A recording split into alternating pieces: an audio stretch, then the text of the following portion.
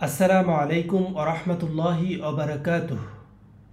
প্রিয় দর্শক শ্রোতা, মহান আল্লাহ তাআলা ইহুদি জাতির মাঝে বহু নবী রাসূল প্রেরণ করেছেন, তাদেরকে আসমানি কিতাবও দিয়েছেন। তাই তাদের বলা হয় আহলে কিতাব। যারা হজরত মুসা আলাইহিসসালামের পর প্রেরিত আল্লাহ তাআলার দুইজন নবী হজরত ঈসা আলাইহিসসালাম এবং হজরত মুহাম্মদ সাল্লাল্লাহু আলাইহি ওয়াসাল্লামকে নবী হিসাবে স্বীকার করে না, তারা ইয়াহুদি জাতি নামে পরিচিত। ইহুদি শব্দটি পবিত্র কুরআনে 9 বার উল্লেখ করা হয়েছে। ইহুদিরা হজরত ইয়াকুব আলাইহিসসালামের বংশধর।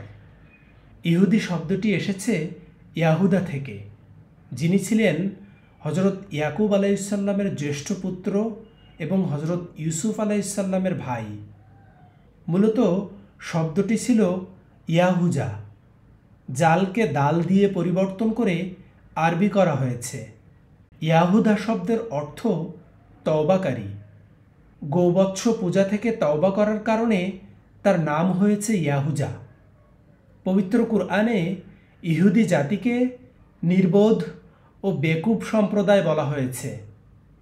মহান আল্লাহ তাআলা বলেন, হে মুসলিমগণ, প্রকৃতপক্ষে তাদের অন্তরে আল্লাহ তাআলার চেয়ে তোমাদের ভয়ই বেশি, কারণ তারা বেকুব সম্প্রদায়।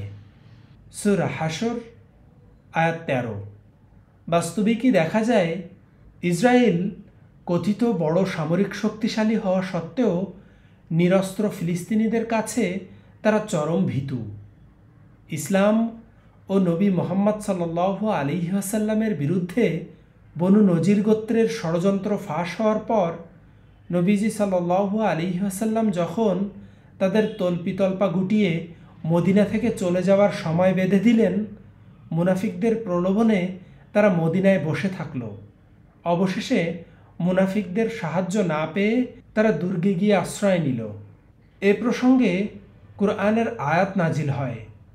সূরা হাশরের 14 নম্বর আয়াতে বলা হয়েছে, তারা সকলে একাট্টা হয়েও তোমাদের সঙ্গে যুদ্ধ করবে না, তবে এমন জনপদে যুদ্ধ করবে যা প্রাচীর দ্বারা সুরক্ষিত, অথবা করবে দেয়ালের আড়ালে লুকিয়ে। তাদের আপোষের মধ্যে বিরোধ প্রচণ্ড।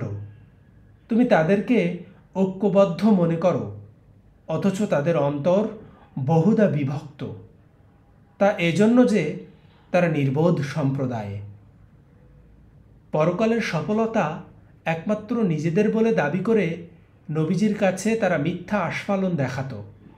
কিন্তু নবীর পক্ষ থেকে যখনই তাদের চ্যালেঞ্জ দেয়া হতো যে যদি তোমরা আল্লাহর এতই প্রিয় বান্দা হয়ে থাকো, পরকালের সফলতা যদি তোমাদেরই হয়ে থাকে, তাহলে এই জগৎ থেকে পাড়ি দেওয়ার একমাত্র সেতুপথ মৃত্যু কামনা করে দেখাও, সেই সাহস তারা পেত না। এ বিষয়ে কুরআনের সূরা বাকারার 94 থেকে 96 নম্বর আয়াতে বলা হয়েছে, যদি অন্যান্য মানুষ ছাড়া আল্লাহর নিকট আখিরাতের আবাস শুধু তোমাদের জন্যই নির্দিষ্ট থাকে, তবে তোমরা মৃত্যু কামনা করো, যদি তোমরা সত্যবাদী হয়ে থাকো। কিন্তু তাদের কৃতকর্মের কারণে তারা কখনো মৃত্যু কামনা করবে না। আর আল্লাহ জালিমদের সম্বন্ধে সম্যক জ্ঞানী।